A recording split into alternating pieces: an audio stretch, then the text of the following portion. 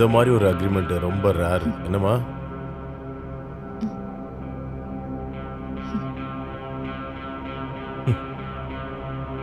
இனிமே நீங்க என் ரூம்குள்ள வரலாம். நான் உள்ளதான் இருப்பேன். உங்க 2 பேருக்கும் சாப்பாடு செஞ்சு வச்சிருக்கேன். சரி, நான் போயிட்டு வரேன்.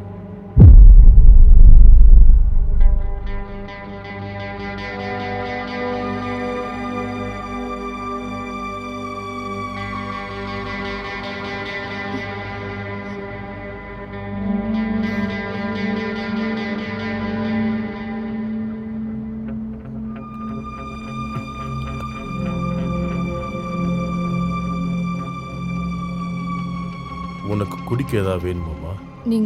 நீங்க என்ன சொல்லணும்னு நினைக்கிறீங்களோ சொல்லுங்க. உங்க கதையை கேட்டு நான் ஒரு வேளை தூங்கிட்டேன்னா தொட்டு எழுப்பெல்லாம் வேண்டாம். சரி, ஒத்துக்கிறேன். தூங்க முயற்சி பண்ணு. நீ தூங்க விடாம இருக்கிறதுக்கு நான் முயற்சி பண்றேன். உனக்கு கதை பிடிக்குமாமா?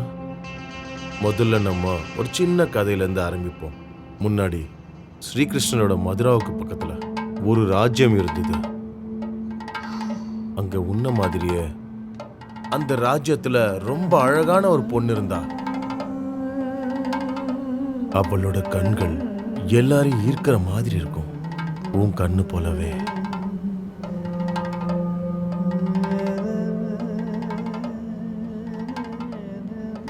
பற்கள் முல்லை மொட்டு போல, வடிவமான உடம்பு. அவ கூந்தல் அவுத்து விட்டா முட்டி வரையும் படர்ந்து விடியும். இடுப்பை சுத்தி தங்க மணிகளால செஞ்ச அருணா கொடி, தொப்புள் கொடியை சுத்தி சின்னதா முளைச்சு நிக்கிற தங்க நிறத்துல இருக்கிற ரோமங்கள். ஆனா அழகுக்கே ராணியா இருந்த போதும் மிகுந்த கவலையோடு இருந்தா. அவ ஒவ்வொரு ராத்திரியும் தனக்கேத்த துணியை தேடிக்கிட்டே இருந்தா. அவங்க கூட இன சேர்ந்தா. ஆனா யாருக்கிட்டையும் அவ திருப்தி அடையல. அவளோட பேரு ராணி மந்தாகினி.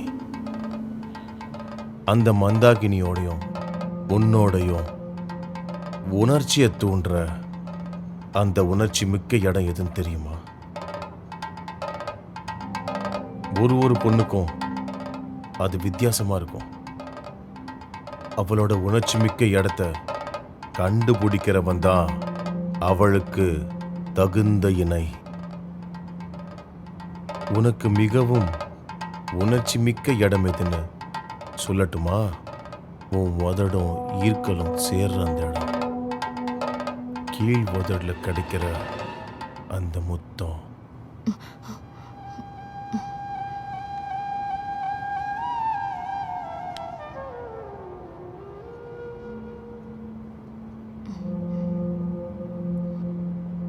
உன் உடம்புலேருந்து வர வேர்வைக்கு அரைச்செடுத்த சந்தனத்தோட வாசனை. எப்பவாவது உன்னோட புருஷன் உன்னோட உடம்புலேருந்து வர்ற வாசனைய பத்தி வர்ணிச்சிருக்கானா?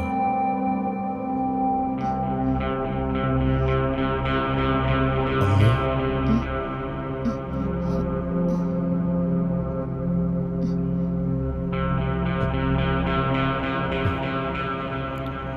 நீ ரொம்ப அழகா இருக்கம்மா.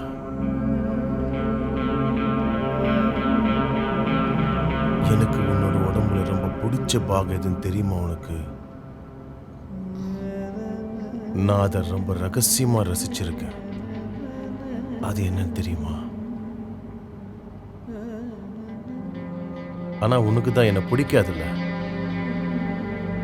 அதனால அதை நான் எனக்குள்ளேயே வச்சுக்கிறேன். இந்த உலகத்தில் இருக்கிற எல்லாரும் விட அதிகமா நான் உன்னை நேசிக்கிறேன், ஆராதிக்கிறேன். அது உன்னோட உடம்பு மட்டும் இல்ல, உன் மனசையும் சேர்த்துதான்.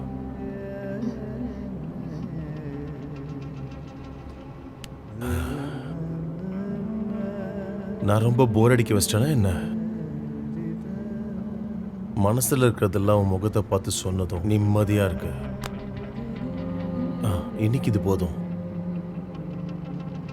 நீ கோவப்பட மாட்டேன்னா உன்கிட்ட ஒரு விஷயம் கேட்கட்டுமா? மத்தியானம் நீ சாப்பிடும்போது ஒரு உருண்டை சோறு எனக்காக ஒதுக்கி வைக்கிறியா? உனக்கு சம்மதம்னா நான் கொஞ்ச நேரம் போய் ஓய்வு எடுக்கவா? நீ ரெஸ்ட் எடுத்துக்கோ. வரட்டுமா?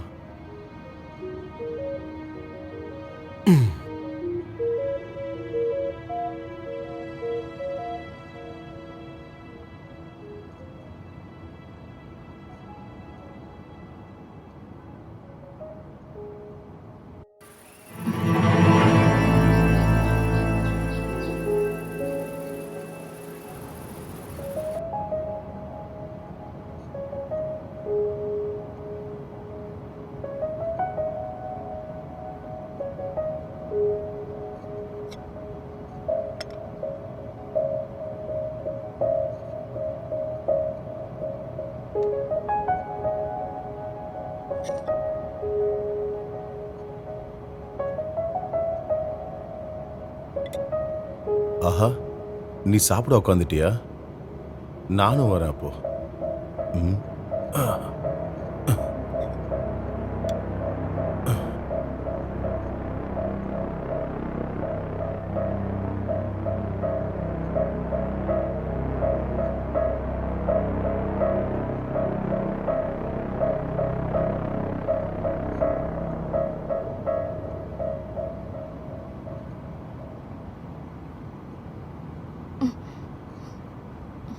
சாப்பிட்டு முடிச்சிட்டிங்களா? நான் கேட்டது இன்னும் கொடுக்கலையே நீ. நான் வச்ச மிச்சத்தை சாப்பிட நீங்க என்ன என் புருஷனா?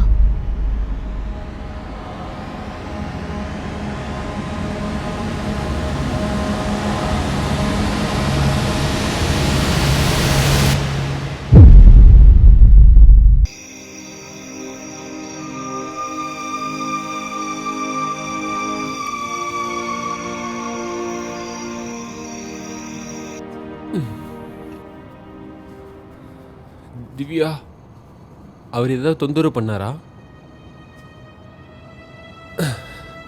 அவர் அப்படி உங்ககிட்ட என்ன தாண்டி சொல்றாரு? எனக்கு தெரியாது, நான் எதுவும் கவனிக்கல. எதுவாக இருந்தாலும் இன்னும் ஒரு 6 நாள் மட்டும் இந்த தொந்தரவு பொறுத்துக்கிட்டா போதும்ல.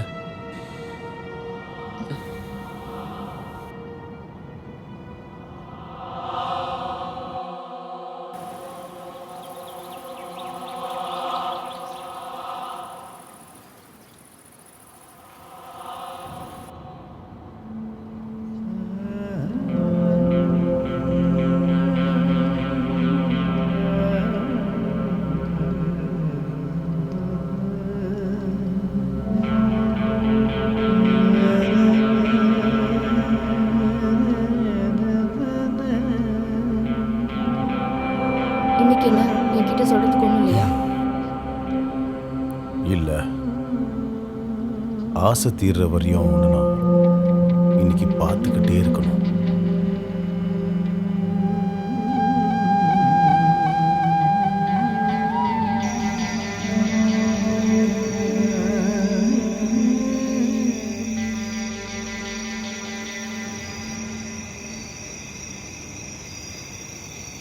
லாலு, உனக்கு என்ன பிடிக்குமா? ஏன் இப்படி கேட்குற? நான் உன் மேலே உயிரே வச்சிருக்கேன். ஆனா ஒரு 5 நிமிஷத்துக்கு மேல நீ என் முகத்தை பார்த்துட்டு இருந்தது இல்லைல்ல?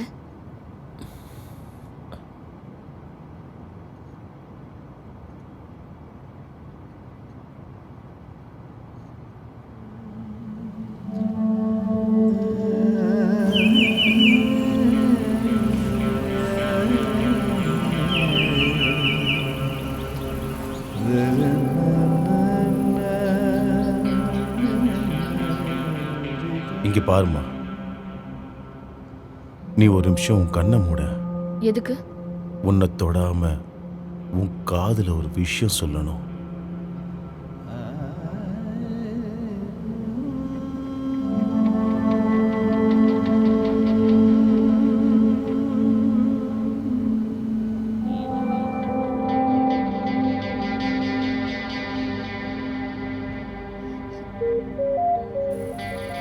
என் தங்கமே,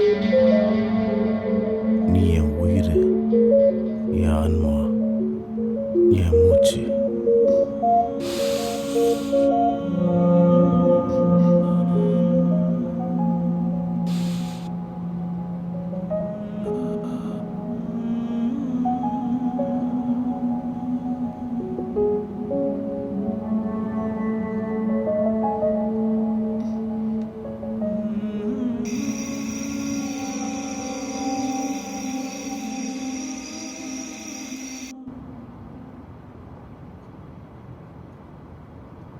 லாலு, ம் நீ இதுவரைக்கும் அன்பா என் காதுல ஒரு ஆசை வார்த்தை கூட பேசினது இல்லையே.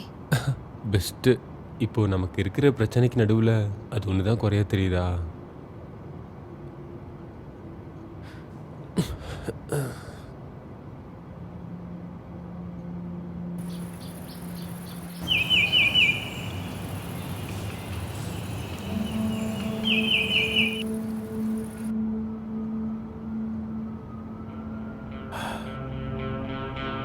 இங்க பாருங்க, உனக்கு அடி வயித்துல வலி வர்ற அந்த நாட்கள் எல்லாம் உன்னோட புருஷன் என்னைக்காவது உன் முதுகையாவது தடவி கொடுத்துருக்கானா?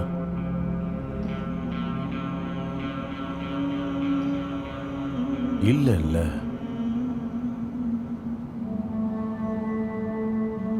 அவன் உன்னை அவன் மடியில படுக்க வச்சிருக்கானா? கதைகள் சொல்லியிருக்கானா? கொஞ்சிருக்கானா உன்னை? எப்பயாவது அவன் நெஞ்சு மேல படுக்க வச்சு உன்னை சந்தோஷப்படுத்தியிருக்கானா? உனக்கு ஆசை இல்லையா ஒரு பூனைக்குட்டி மாதிரி அவன் மாரோட சூட அனுபவிக்கணும்னு?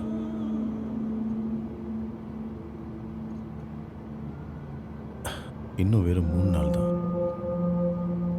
அப்புறம் நானும் போயிடுவேன். அப்புறம் நீயும் தனிமை நிறைந்த அந்த பழைய நாட்களும் மறுபடியும் வரும். என்னம்மா?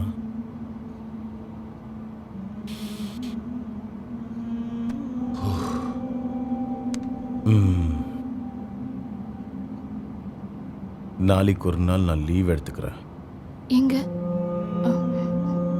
எனக்கு ஒரு சின்ன பிஸ்னஸ் மீட் இருக்கு. இன்னைக்கு ராத்திரி நான் போறேன். போயிட்டு வரும்போது உனக்கு ஒரு gift வாங்கிட்டு வரேன். அன்னைக்கு சொன்னீங்கல்ல, என் உடம்புலயே ரொம்ப அழகான பாகம் எதுன்னு சொல்றேன்னு சொன்னீங்களே, அது எது? அதை சொல்ற நேரம் வரும்போது நான் சொல்றேன். இப்ப நான் போயிட்டு வரேன். ம் ம்.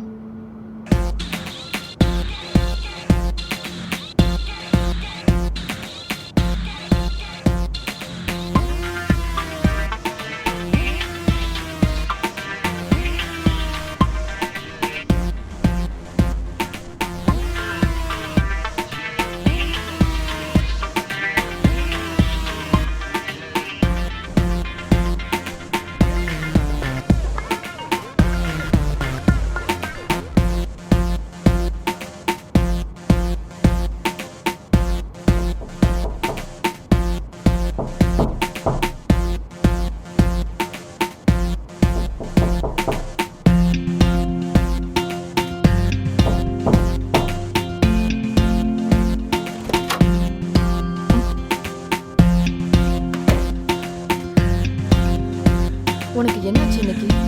அந்த கிழவன் தோற்று ஓடிட்டான்னு நினைக்கிறேன். அவருக்கு கான்ஃபிடன்ஸ் அதிகமாக இருந்ததில்ல.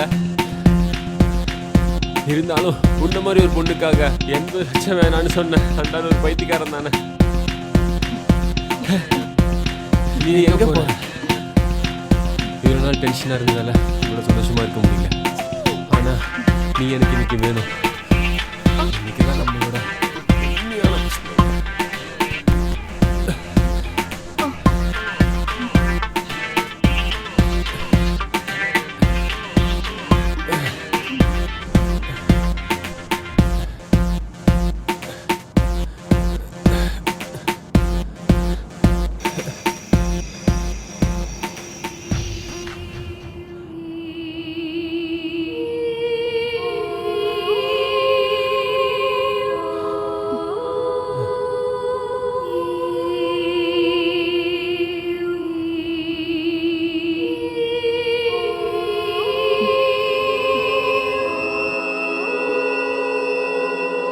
மந்தாகினி கோபமா சபைய பார்த்து நிக்கும்போது சபையில் உள்ள ஒரு மல்லன் எழுந்து நின்று இவ்வாறு கூறினான்.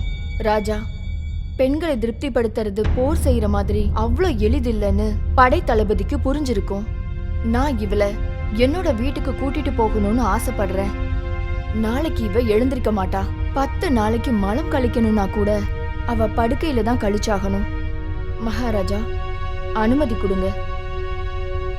மந்தாகினி மல்லனோட அவனோட வீட்டுக்கு போனா. அன்னைக்கு ராத்திரி மல்லனோட மனைவி கேரளாவில இருந்து கொண்டு வந்து விசேஷமான பொருளான சம்பல் பாக்க அவருக்கு கொடுத்தா. அதை வாயில் போட்டு மென்றால் அதிக நேரம் கிடைக்கும்.